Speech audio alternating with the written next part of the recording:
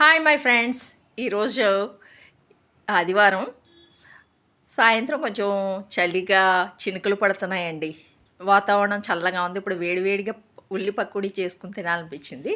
3 medium size ఉల్లిపాయలు పొడవుగా కోసి దాంట్లో కొంచెం ఉప్పు వేసి ఉప్పు అంతా ఉల్లిపాయ పట్టించేటట్టు ఒకసారి ఉల్లిపాయలని ముక్కలనంతా కలుపుకొని ఒక 2 నిమిషాలు మూత పెడితే చాలండి. కొంచెం కరివేపాకు, ఒక పెద్ద సైజు పచ్చిమిర్చి వాటిని కొంచెం మిక్సీలో వేసి కచ్చాబచ్చా దంచుకున్నట్టు చేసి అది కూడా ఉల్లిపాయలు వేసి, అలాగే ఒక టేబుల్ స్పూను వరిపిండి, 4 టేబుల్ స్పూన్లు పచ్చెనగపిండి వేసి మొత్తం అంతా కలిసేటట్టు ఉల్లిపాయల్లో ఒకసారి గట్టిగా మొత్తం తిప్పుకున్న తర్వాత కొంచెం గట్టిగా ఉందండి, అందుకని ఒక టేబుల్ స్పూన్ నీళ్ళు వేసాను.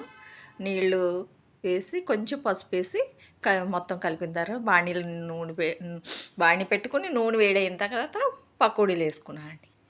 ఆహా, ఈ పకోడీలు వేగుతుంటే ఎప్పుడు గ్రీన్ చట్నీ గబగబా చేసుకుని తినేయాలని చాలా టెంప్టీగా ఉంది. మీరు ఎవరైనా వర్షాలు పడేటట్టు చల్లగా ఉన్నప్పుడు ఇలా సాయంత్రం మాటలు పకోడీ వేసుకుని తినడం కానీ, లేకపోతే వేరుశెనగ గుళ్ళు వేపుకొని తినడం కానీ చేశారా? కామెంట్ చేయండి. గ్రీన్ చట్నీ కండి కొంచెం కొత్తిమీర కడిగి శుభ్రం చేసుకున్న కొత్తిమీర, కొంచెం కొబ్బరి ముక్క, వెల్లుల్లి రెబ్బలు ఒక 3 చిన్న చిన్నవి అండి, అంటే చట్నీ చాలా కొంచెమే కదా. వెల్లుల్లి రెబ్బ ఒక 3,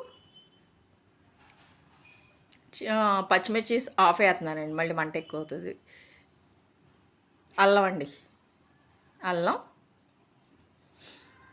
కొంచెం ఉప్పు, ఒక టేబుల్ స్పూను పెరుగు, అంతే అండి. మిక్సీ పట్టుకొని పేస్ట్లా చేసేసుకోవడం. చూడండి, పకోడీ గ్రీన్ చట్నీ, వావ్, ఏమి టేస్ట్గా ఉందండి.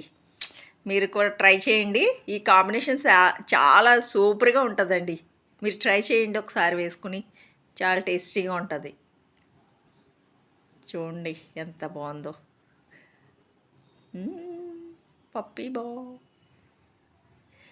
ప్లీజ్ సబ్స్క్రైబ్ చేసుకోండి ప్లీజ్.